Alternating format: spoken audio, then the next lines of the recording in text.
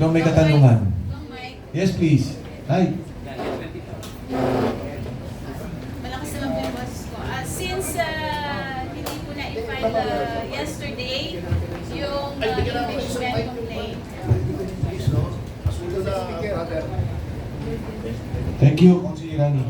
And then Santos po from Net25. Since hindi po natanggap kahapon yung inyong file na impeachment, ano po yung inyong next move? Are you going to file it on early Monday morning since may 10 days naman po ang speaker to refer it sa plenary at hindi pa naman na-initiate yung first and second impeachment complaint? If not, kayo po ba ay may iba pang legal moves? Aakyat po ba ninyo ito sa Korte Suprema? And yung binabanggit niyo po kanina, Saldico is willing to testify or maging testigo dito sa inyong impeachment complaint? Yes, una sa lahat, after this press conference, uupo kami na mag-uusap kung ano pa yung hakbangin na gagawin namin. Of course, may mga debates kami on how to address this. But nagkakaisa kami, and this is a warning to the Office of the Secretary General that we will file against a case against the office. In particular, i-discuss namin. As to the legal moves, again, pag-uusapan namin after itong ating press conference. Number two, in the case of Congressman Saldico, yes, he is willing to be a witness. Kung hindi man siya napayagan sa Blue Ribbon Committee na mag-Zoom, and we have done that, alam niyo ho yan, under suspended rules, pinapayagan natin yan, kung magagawa ito sa impeachment at naniniwala silang dapat malaman ang katotohanan. At syempre, bigyan din ang pagkakataon ng Presidente na sumagot dito sa mga charges na nandito. Saldico is willing to testify on our behalf doon sa graft and corruption issue at sa lahat na nalalaman niyang bigay ng pera maging yung pag-aayos ng budget in the program allocation. Regarding the Zoom, if you want a recent precedent na nag-Zoom testimony, I know this because I was there as counsel for Cassandra Leong. Noon po may dalawang witnesses, si Riz Ontivero sa Senado. They were allowed to testify via Zoom. Yung isa nasa Thailand, yung isa nasa China. So wag nilang sabihin hindi pwede kasi ginagawa nila pagka gusto nila. Meron po kaming pakiusap. Bantayan po natin itong filing na ito dahil pansinin ninyo, yung kauna-unahang verified impeachment complaint na na-file, walang attachment. Ilang pages ba yan? 15 o 4? 4 pages. 4 pages, talagang final lang. Ang intention noon is para makapag-bar ng 1 year. Nauna yon. Yung second verified impeachment complaint, may mga attachments. That's good.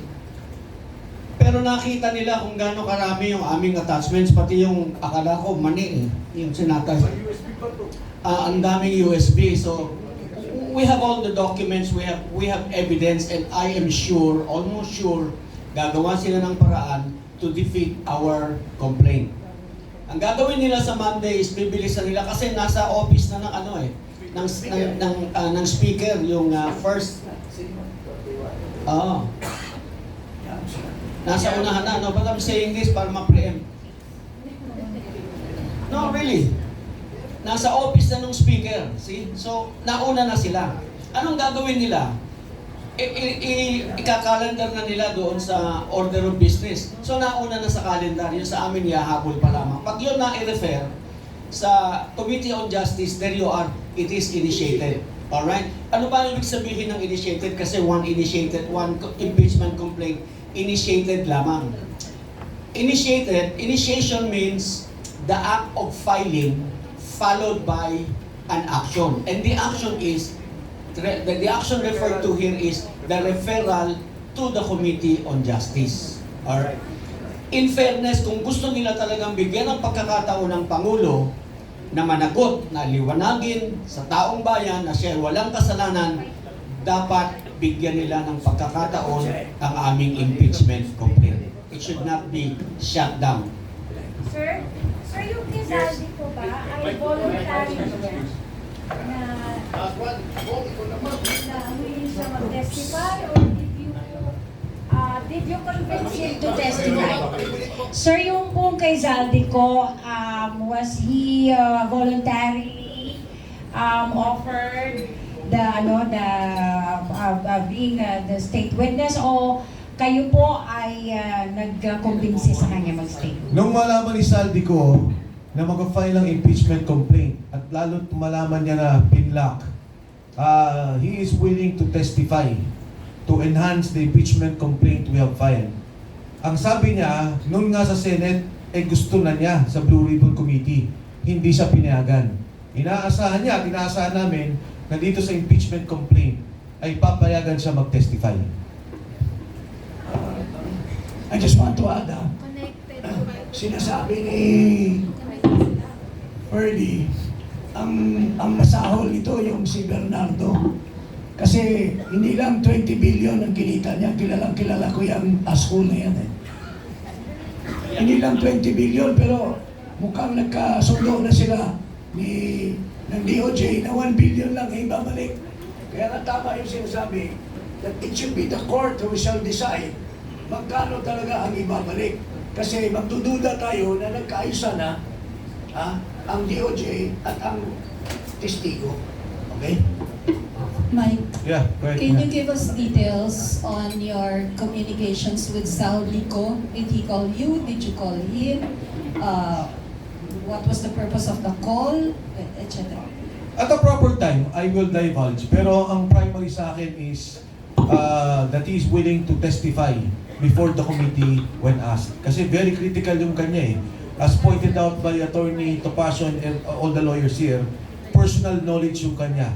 Nag-deliver siya nung sa 25 billion, nag-deliver siya sa Tamarind nung 800 and 200 million. Hindi, iba pa yun. Iba pa yung kay Yusek Bernardo at yung mga deliveries ng pera. So, at the proper time, Tina, magsasalita ko dyan, I will divulge it. Of course, alam kong critical na malaman sino ba lumapit, sino ba nagsalita, at ano yung kanyang interest to present. But what is important here, I think more importantly, is that Saldico is very critical. Sabi nga ni Harold, isang sindikato to na may nagsalita na at nagtuturo. Importanteng malaman natin ang katotohanan dito. Kung walang alam si Presidente, sinasabi niya hindi siya tumatanggap, tingnan natin, ipaliwanag niya. Pero Saldico is very clear about it and very direct on the bribery at yung pagbibigay niya ng delivery ng pera kay Pangulong Bongbong Marcos. Clarification lang. Saan siya magte-testify? Blue Ribbon? Or sa impeachment sa House Committee on Sa Justice? impeachment complaint na, once inalaw nila to and we are given a chance to consolidate and to have the witnesses, Saldico will be one of our major witness. Add ko lang bakit si Saldico is the best witness sa kickbacks issue ng aming complaint.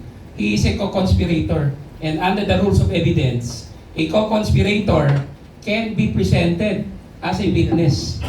Kaya hindi nila pwedeng sabihin walang alam si Saldico. Siya ang may alam. And besides, he's the former chair of the Appropriations Committee of the House of Representatives. Klaro yan. Follow up lang dun, sir. Isa, siya muna. Dito, okay, go ahead. Follow up lang po dun sa pag-testify or willingness to testify ni Zaldico dun sa impeachment complaint po ninyo. So, kasi yesterday you did not leave a copy with the Office of the House Secretary General. Are you planning to return? Paano po siya mag-testify doon sa inyong impeachment complaint kung wala pa pong nakakain? Nakalagay dito sa impeachment, kung di tanggapin. Hindi, kasi yesterday, sir, di ba? Hindi. Unang-una, hindi tayo nag-iwan. Una sa lahat, ang nag-iwan ka? Oh, anyway, ang point kasi kahapon, parang nung nag-iwan, tumawag ako kay Makabayan Black, sa isang kasama nila. Sabi ko, anong nangyari? Sabi nila, in fact, one congressman who is part of us, who is part of the impeachment complaint, called us up. Sabi niya, hindi tinanggap yung kay Makabayan Club. Sabi ko, ha? Hindi tinanggap? Posible ba? Sabi niya, hindi ko alam eh. Pero nag-usap sila sa loob. So tinawagan ko si anyway, may tinawagan ako doon. Sabi niya, hindi tinanggap and nandun kami sa loob. Sabi ko, ganoon, pwede ba? Sabi niya, nagtataka na nga rin kami. So, nung kami na yung pababa, sabi niya, sige, pag tinanggap yung impeachment ninyo, susunod kami. Sabi ko, anong ginawa ninyo? Nag-iwan kami. Sabi nila sa amin, anong gagawin ninyo? Sabi ko, kung mag-iiwan kami, walang saysay dahil baka ibasura lang nila. No one wants to sign, no one wants to recognize. Although, magaling naman yung mga abogado natin, we took video, we took photos to show that we were there. In fact, si Atty. Manny nga, nilalapak yung mga papel namin, pati evidences, no evidence, sabi ko, Atty. Manny, ba't mo ginagawa yan? Paano kung hindi tanggapin? Which nangyari nga, hindi nga tinanggap. Kasi we're 10 years. So sa ang complaint, you mean you're going to refile it before the office? Pag-usapan namin after nito. What action to take? Okay, I-add ko kasi- lang yung ginawa namin as explained by former Congressman Secretary Mike, we tendered the complaint kaya nilatag namin mga ebidensya pati yung complaint. In the constitutional sense, not physical, legal, we have already submitted a complaint. In the constitutional sense, may constitutional violation si Secretary General Garapil. Kaya whether we left a copy or did not, we already tendered the submission of our complaint. Now the ball is in the hands of Garapil.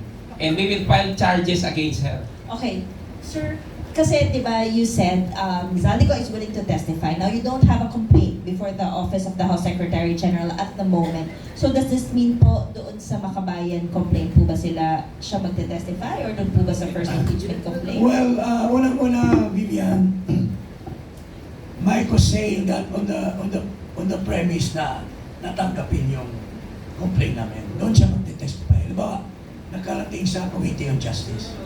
We will make him, kasi nandito yung kanyang narration of facts kay Saldi.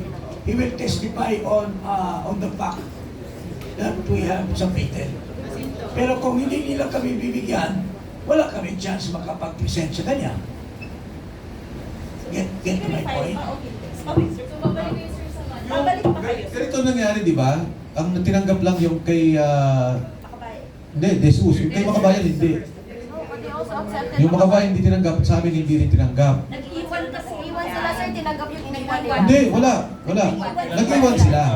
Okay, pero alam nila hindi tinanggap. Ang sabi sa akin nung kausap ko, they will file on Monday. Sabi niya kayo ba? Sabi ko parang, ako personally, which I mentioned yesterday, parang ayoko. But of course, we will have to discuss. Mag-uusap-usap kami. Yung binanggit ni Congressman Paras, si Saldico kasi is part of the impeachment charge. Nandito siya. And he signified his willingness to be a witness on that particular charge. If you decide to refile. He is willing to corroborate our allegation, if ever. Kung bigyan kami ng chance na mapasok sa Committee on Justice. Sir, ulit, para malinaw. Zaldico is willing to testify in case your complaint reaches the House Committee on Justice. Now, you did na, your complaint was not received. So technically, wala pang pagtetestifayan si Zaldico at this point. Since sinasabi niyo sure na magte-testify si Zaldi, pero hindi pa rin kayo definite na mag-refile nga kayo sa Monday? Yeah, ang akin lang is that we will discuss it. We will fight. We will not take this sitting down. We will file a case definitely against the Secretariat's office. As to the legal course of action, we would have to sit down with the lawyers because we have iba-iba ang pananaw or interpretation on how to address this. So, yun lang yung aming gagawin. But we will not take this sitting down na tapos na.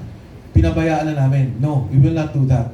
We feel that more than personal, it's our responsibility to the Filipino people to put these charges in play and for the President to answer and to respond doon sa charges namin. Okay, sir. Para lang walang magkamali. Okay. Sure nakakasuhan niyo po si SecGen Chelo Higarafil for violation of the Constitution. Kung ano po ang ipa-file niyo before the Supreme Court, pag-uusapan pa lang. Okay. With regards to the impeachment complaint against President Bongbong Marcos, pag-uusapan niyo if you will refile or quits. Kakalimutan niyo na. No, there is an alternative kasi